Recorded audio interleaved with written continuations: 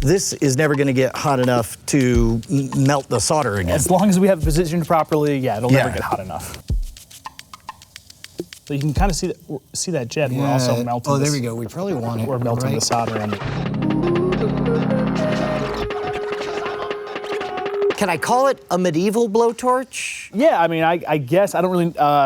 I'm a bad art student in that I don't know the exact years that medieval and Renaissance. Medieval blowtorch sounds pretty badass. Let's call it that because it sounds bad. It's originally it was called a blow lamp. I want to think welding and blowtorches is like modern, 19th century or whatever, but thinking about it, there's nothing about fire and oxygen that's particular to that year. Right, the sort of modern interpretation of a blowtorch with a compressed fuel and a nozzle that mixes the fuel and the oxygen and all that good stuff to give you that super hot point is fairly modern.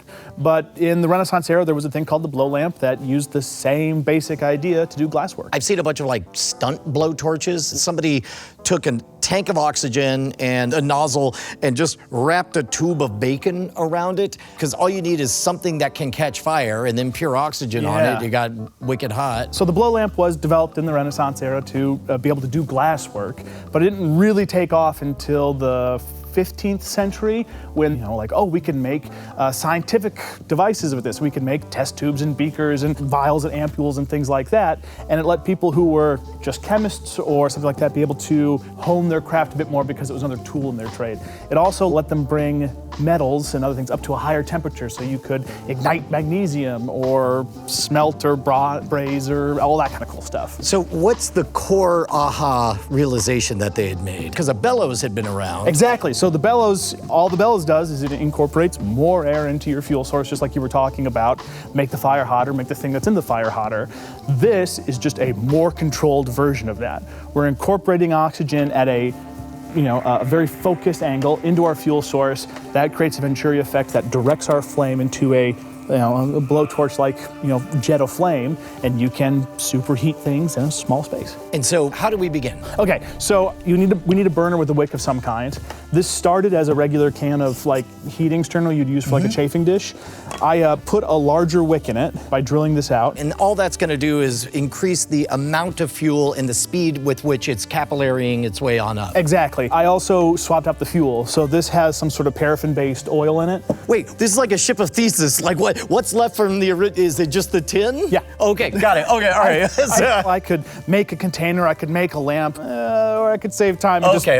swap it So out. it doesn't need to be a sterno can, and it shouldn't be sterno fuel. You said it was paraffin, right? It was paraffin, yeah. I swapped it out with denatured alcohol just because it gives us a bit more of a more robust flame. Yeah, denatured alcohol is going to be much more volatile, and it'll be faster to burn. Exactly. As well. Because it's also a more robust flame, it also makes it harder to blow it out when we're trying to introduce air through a nozzle. Which can be a benefit and a detriment. Yes, it can. That's why we have the lid for snuffing, just in case. Okay. Oh, yeah. Speaking of which, safety, we should have fire begun. Okay, great. Okay, that's the main element. Originally, this would have been done with a lamp of some kind, if you can imagine, like a genie lamp or something like that. If I'm intuiting where this is headed, the magic of it is not at all in the fuel. We just need enough fuel at the ready at all times. The magic is in something about the airflow. Yeah, we want to get the nozzle just right. We have to get the right diameter. Okay, wait, nozzle of what? What are we working with? Right, so we need to do the blow part of the blow lamp. So I've got some brass tube. We need to put a nozzle in this. Okay,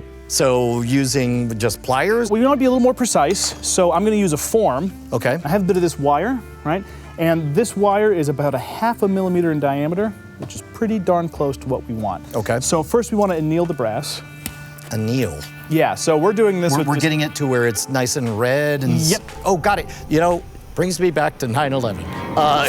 It's not that steel melted, it's that it got soft enough to be manipulated. Exactly. And that's what we're doing. Yep, it's just like that.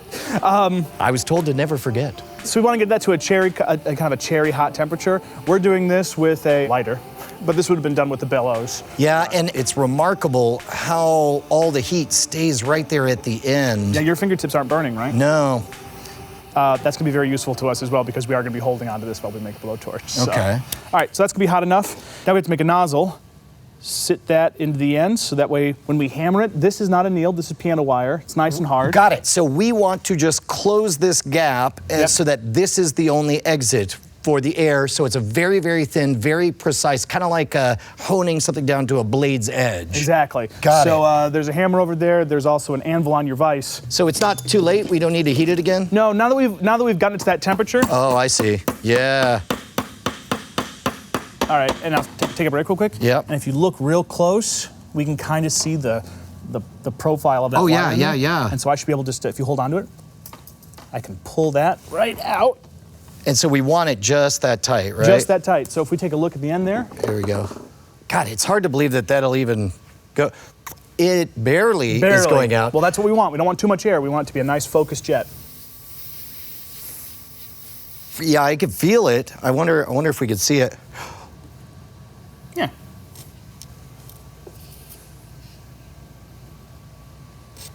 Yeah. Okay. Okay. So. Oh, I'm lightheaded now. Yeah. So this is going to be also great practice for circular breathing. Okay. You're going to be really good at didgeridoo by the time we're done. Oh yeah, because the rate of it going out is so slow, and circular breathing is just you inhale, you go with the lungs, you puff out your cheeks, you close and inhale through your nose, but your cheeks are still bellowsing their way out. So it's, I guess like.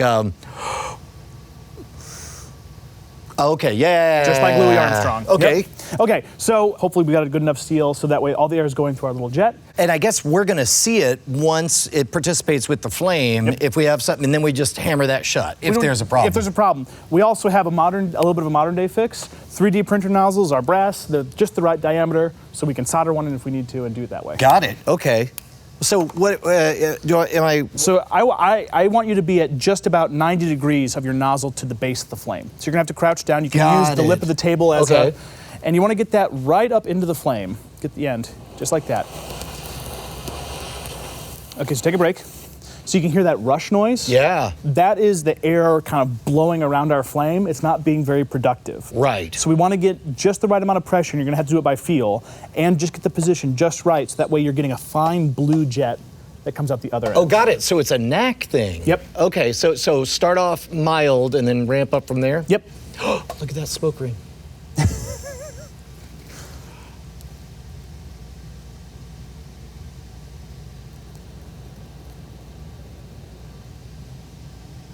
So you probably can't see it, but we are getting a little flame. Try and get a little closer, a little more towards the base of the flame. There you go. Oh, too much.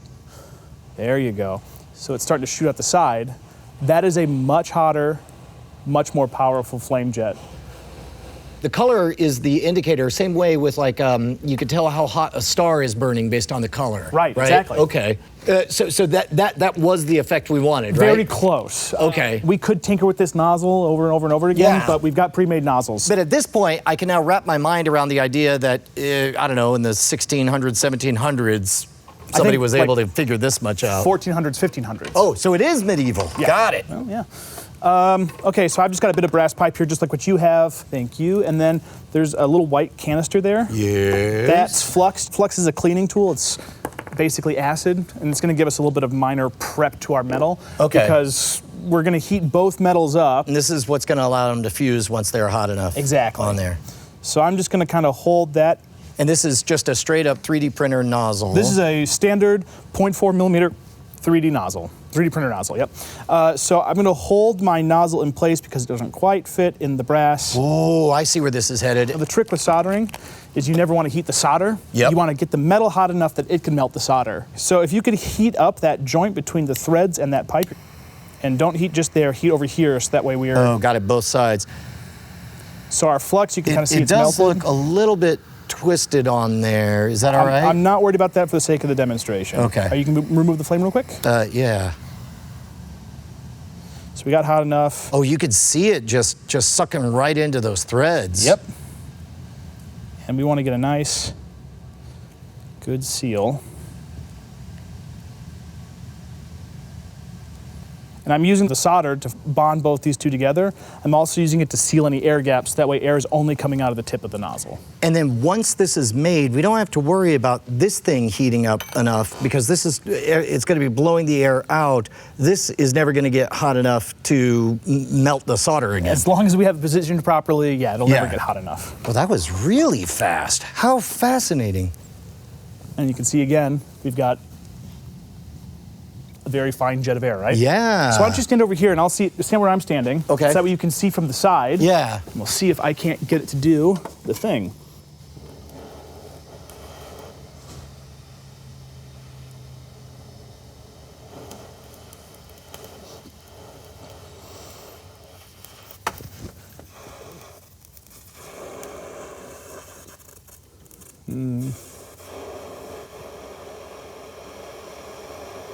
So you see that blue jet that I get coming out the side there? Yeah. Okay, so the thing that, like I said, this would have been used for originally was glasswork and a little bit of metalwork, right? Right. Let's dig through the trash. Right. If I were to hold this can over this, it would take a while. It'd take a very long time. My first test is I want to see if I can get a hole in the can, Yeah, right? yeah. So you start the jet and I'll raise this up into it.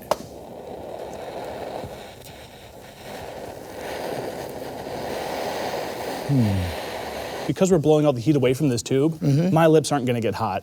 Yeah. That we're heating up, so it will get hot on your fingers. Okay. Just be aware of that.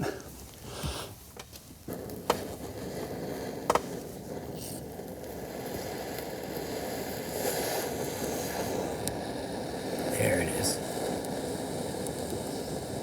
It's kind of hard to see when you're blowing down the pipe. Am I getting a jet at all? No. Or? Okay.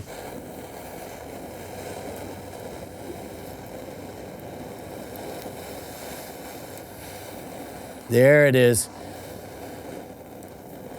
Oh, keep going, keep going.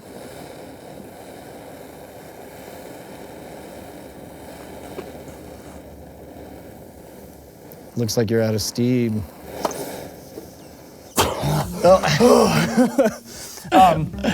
Okay, here we go, one more time.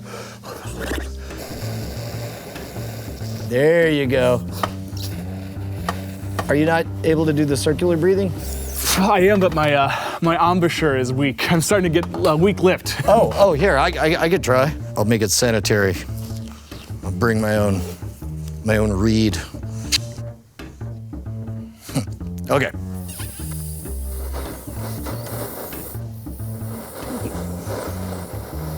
I'm gonna direct the end of the pipe a little bit, just to give you a little.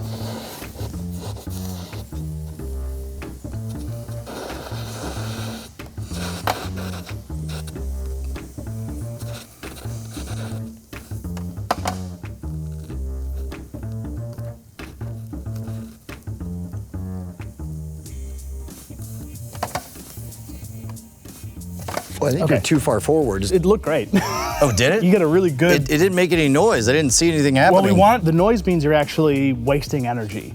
Really? It's a pretty silent operation. From that vantage point, I couldn't see it working at all. So I mean, if I'm not mistaken, there was a real fine. I mean, I'm not mistaken because I was looking. Oh, okay. There was a fine blue jet, right, that was coming through and hitting it right there. And there's a little bit of like making the heat stay in the same spot with melting this, whatever. It's very thin, so the heat's going to dissipate fairly quickly. Yeah. But this was made for doing glass work. This was made for. So I think we've got some glass rods here. We should try melting one. Okay, yeah. Is the glass gonna give me feedback as it's getting hot? You're gonna see it get red hot, and it's gonna start to get kind of soft. Your hands, if you're holding on the edges, will stay cool, just like the brass. Yeah. But it's gonna start to get soft, and once it gets red hot, you'll be able to pull it apart from two sides.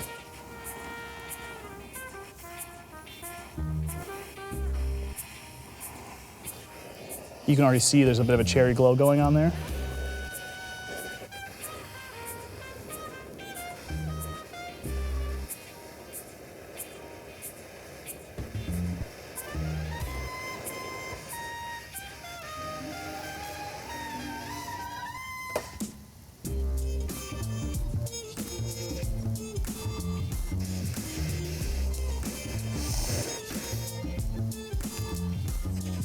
Yeah, look at that.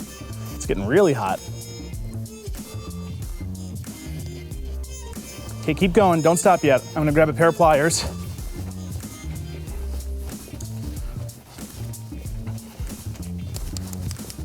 Okay, go ahead and pull it out of the flame. And we can. Oh, wow!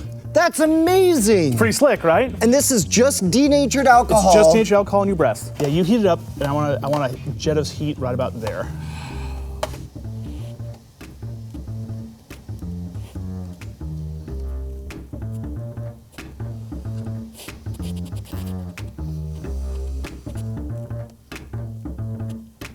a lot of these would have. Oh yeah, doggone it, we broke.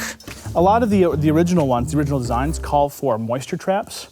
Because your breath has condensation in it. Oh, and that's gonna subvert what we're doing. It takes a lot of energy out. So they would, so they have moisture traps. Some of them even had foot-powered bellows, so that way we weren't, constantly. Oh yeah. We could run compressed air through that. Do we have just balloons or something? I did read one article about someone who used sheepskin and kind of like a bagpipe on his, so he would blow into it, the sheepskin would inflate, and that way he wouldn't have to do circular breathing. He could let the balloon do it for him, so the balloon would inflate and then slowly let air out so he could keep breathing without having to do his cheeks. So there is some precedent for that. I don't know if that's gonna work, but we got gloves. Wait, do we have latex gloves? Or those are nitrile? Yeah. I don't know how stretchy they're gonna be. Yeah, let's find out.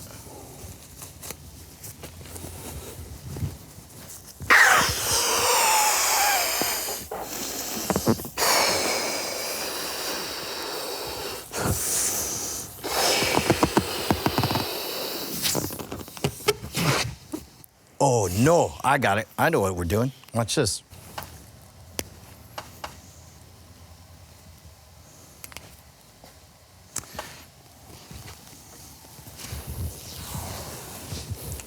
I'm gonna twist this a whole bunch. There we go. And then I don't think we're gonna lose much air that way. Is this still hot from? Okay, I'll plug that. All right. Inflate.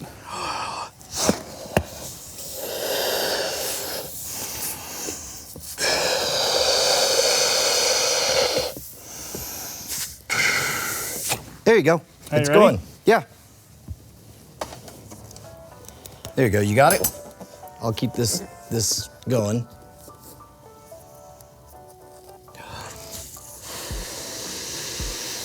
Oh yeah! Look at that! We're like old time. I'm an apprentice to a glassmith. Yeah, I feel like Faraday doing his chemistry. Also like Howie Mandel in the 80s. Or that chicken from Wallace and Gromit. Yes. Feathers McGraw. He's a penguin.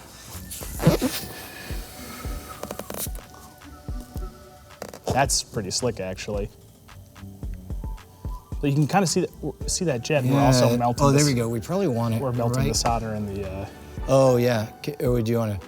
Oh, got it. Yeah. We of course want this in the flame, and then we want the jet on it. That makes sense. A lot of glassworkers would also have a preheating flame, so just basically another wick burner where the glass could get warm. So we wouldn't be wasting energy heating it up from. Oh, you can see it bending. You see it bending. We are glassmiths, and then we want to let that cool. Oh, that's our piece of art. It's called a bendy straw. We made a bendy straw! Now we sell it for money because we're artists. All right, here, let's cut that can in half. Oh, geez, okay. I'll rest this here, and you can move the flame in so it's steady. That's a good idea. There you go. Can you squeeze on the glove a little bit, give it a little pressure?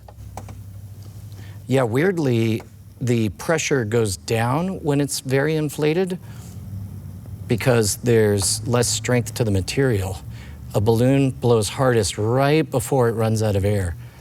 Oh, you can see the green. Yeah, I don't know. I think that green's actually from the end of our nozzle getting hot. Wait, because of the copper? Oh, look at that. Oh, wait. There we go. There we go. There we go. There you go. Keep walking it.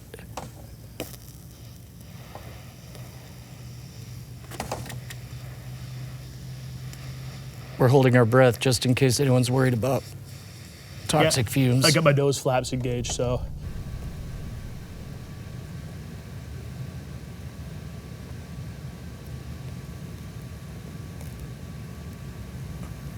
It's getting very hot, just. Oh, yeah? Do you want to hold it with pliers or something? Not yet. There it is. We let it.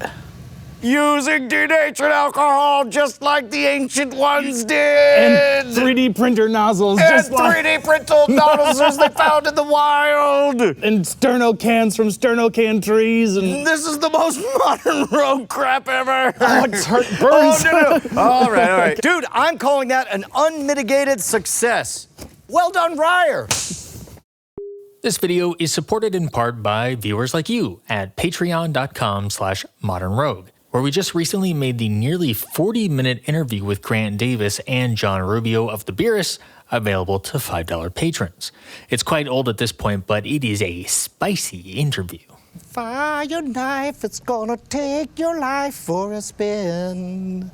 The fire knife, it's full of strife, and it's gonna play to win. Fire knife, the fire knife, the spice of life. Fire knife, yeah. Yo, you feeling strife? Don't get it. Oh yeah, we need a rap bridge in there. Get around with the fire knife. Ain't no